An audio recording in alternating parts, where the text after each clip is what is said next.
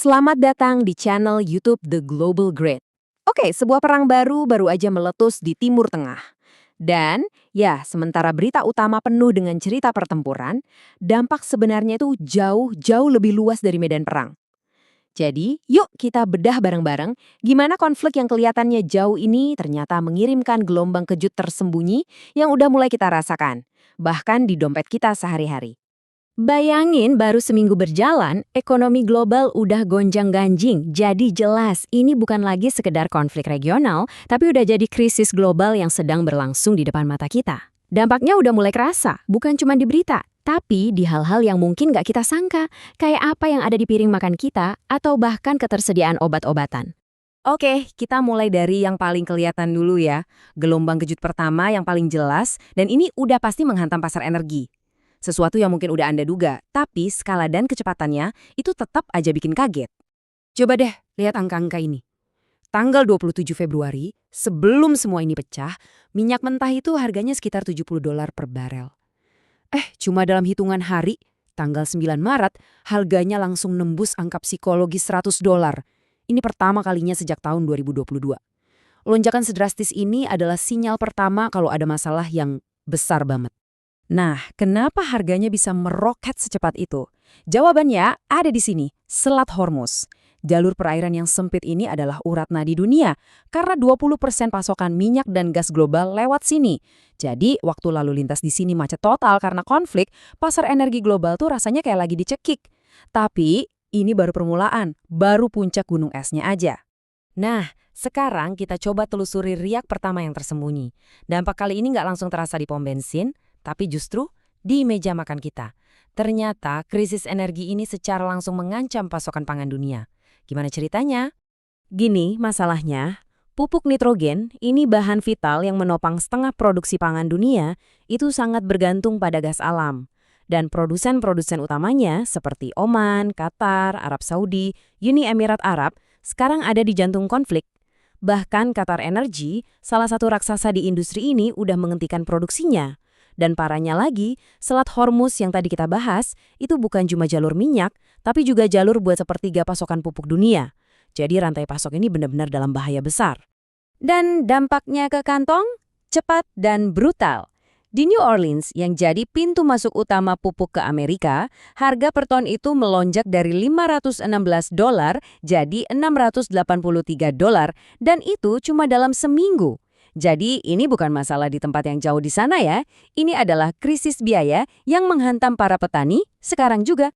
Untuk ngebayangin gimana parahnya situasi ini buat orang di lapangan, coba dengerin kata-kata Harry Ott, seorang petani di Amerika. Ini benar-benar datang di saat yang paling buruk. Kenapa? Karena lonjakan harga ini terjadi pas banget sebelum musim tanam di belahan bumi utara. Waktunya nggak bisa lebih parah lagi, mengancam hasil panen bahkan sebelum benihnya ditanam.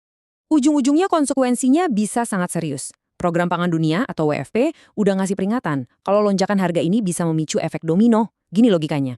Tanpa pupuk, hasil panen anjlok. Kalau panen anjlok, harga pangan meroket. Dan kalau harga pangan meroket, jutaan orang bisa terancam kelaparan. Ini resep bencana. Oke, gelombang kejut berikutnya ternyata mengancam kesehatan kita semua. Siapa sangka, serangan di satu kota doang bisa memutus jalur penyelamat medis bagi seluruh dunia. Kenalan dulu sama Dubai, rumah bagi bandara internasional tersibuk di dunia. Tapi di balik semua gemerlap dan jutaan penumpangnya, Dubai punya peran rahasia yang jauh lebih penting. Kota ini adalah pusat logistik vital untuk kesehatan dunia. Jadi, Dubai itu lebih dari sekedar tujuan wisata. Bisa dibilang ini apoteknya dunia. Pelabuhan Jebel Ali itu salah satu yang tersibuk di planet ini. Kota ini juga jadi gerbang utama bagi India, yang notabene adalah produsen obat generik dan vaksin terbesar di dunia. Bahkan ada fasilitas canggih seperti Emirates Sky Pharma yang khusus buat mastiin obat-obatan sensitif suhu kayak vaksin bisa sampai ke tujuan dengan aman. Dan sekarang, jalur kehidupan ini diserang. Serangan militer telah merusak pelabuhan dan bandara Dubai yang jelas mengacaukan semua operasinya. Ini bukan cuma masalah kerusakan fisik, ini soal terancamnya aliran obat-obatan, vaksin, dan pasokan medis penting ke seluruh penjuru dunia, dari rumah sakit di Eropa sampai klinik-klinik di Afrika. Oke, kita lanjut ke riak terakhir, dan jujur ini yang paling gak terduga.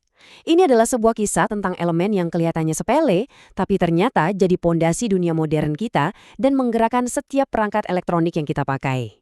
Namanya sulfur. Ya, sulfur atau belerang. Mungkin kedengarannya sepele ya. Tapi jangan salah, produk sampingan dari penyulingan minyak dan gas ini adalah pahlawan tanpa tanda jasa di dunia modern. Sulfur ini krusial banget buat mengekstrak mineral kayak nikel dan tembaga. Dan juga untuk bikin asam sulfat yang jadi bahan vital dalam produksi semikonduktor. Nah, ini nih yang keren. Kita bisa lihat gimana reaksi berantaknya terjadi. Pertama, konflik mengganggu kilang minyak di Teluk. Akibatnya, pasokan produk sampingannya, yaitu sulfur, langsung anjlok. Kalau nggak ada sulfur, tambang nggak bisa bikin asam sulfat untuk mengekstrak nikel dan tembaga. Hasil akhirnya, produksi baterai dan semikonduktor jadi terancam.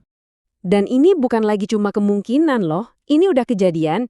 Indonesia, yang memasok lebih dari separuh nikel dunia, udah mengumumkan pemotongan produksi karena kekurangan sulfur. Di Afrika, produsen tembaga utama menghadapi ancaman yang sama. Perlombaan global buat ngamanin sisa pasukan sulfur yang makin menipis udah dimulai. Terus, apa artinya ini semua buat kita? Ya, coba aja lihat barang-barang di sekitar Anda. Smartphone di kantong kita, komputer di meja kerja, mobil listrik di jalan, bahkan panci stainless steel di dapur kita, semuanya itu berisiko. Ini adalah krisis yang mengancam hampir setiap aspek kehidupan modern yang kita andalkan setiap hari. Jadi, kalau kita sambungin semua titiknya, masalah pangan, farmasi, dan elektronik, kita dapat satu gambaran besar yang, jujur aja, agak menakutkan. Kita hidup dalam sistem global yang sangat terhubung, tapi di saat yang sama juga sangat rapuh. Inilah bukti nyata kenapa konflik regional itu nggak akan pernah benar-benar cuma bersifat regional. Coba kita lihat rangkumannya. 1. Konflik di Timur Tengah, tapi dampaknya kemana-mana. Produksi pupuk berhenti, efeknya harga pangan naik. Serangan di Dubai, efeknya pengiriman obat-obatan penting tertunda. Hilangnya produk sampingan kayak sulfur, efeknya produksi ponsel dan mobil kita terancam. Semuanya saling terhubung.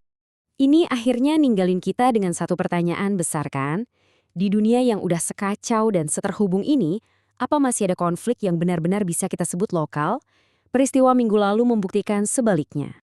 Nah, kalau bahasan kayak gini ngebantu Anda ngelihat gambaran besarnya, kami akan seneng banget kalau Anda mau menekan tombol subscribe, like, dan mungkin tinggalkan komentar Anda di bawah. Oh iya, dan pastikan juga Anda menyalakan lonceng notifikasi, jadi Anda nggak akan ketinggalan waktu kami mengungkap koneksi-koneksi tersembunyi lainnya di bahasan kami selanjutnya. Ini The Global Grid. Sampai jumpa di video selanjutnya.